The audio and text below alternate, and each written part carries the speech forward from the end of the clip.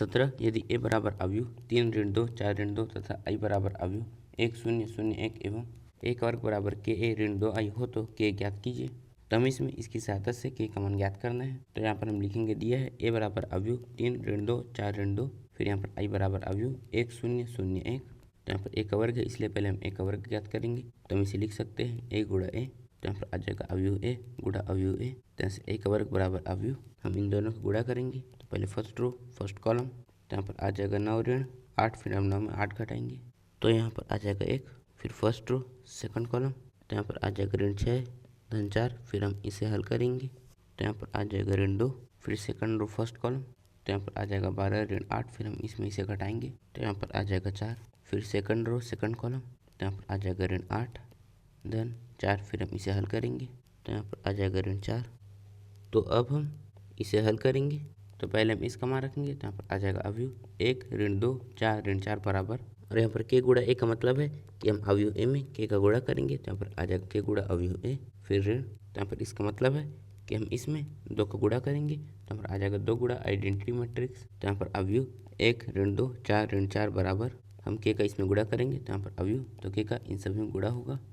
तो यहाँ पर आ जाएगा 3 के, फिर यहाँ पर ऋण 2 के, फिर यहाँ पर 4 के, और यहाँ पर ऋण 2 के, फिर हम 2 का इसमें गुणा करेंगे। तो यहाँ पर ऋण अवयव, तो जब 2 का इसमें गुणा होगा तो यहाँ पर आ जाएगा 2 0, फिर यहाँ पर 0 2।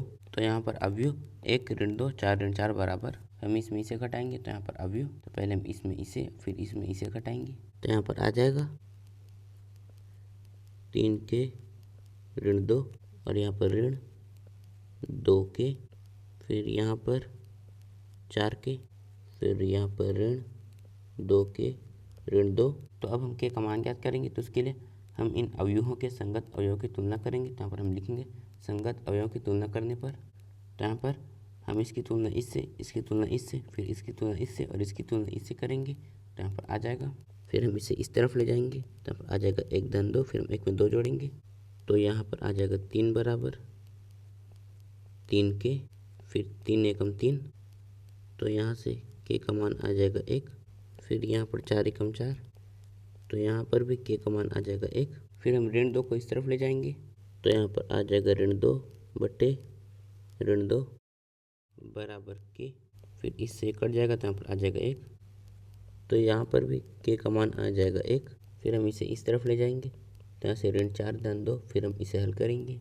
तो यहाँ पर आ जाएगा ऋण 2 बराबर, यहाँ पर ऋण 2 के, फिर इससे कट जाएगा तो यहाँ पर आ जाएगा 1।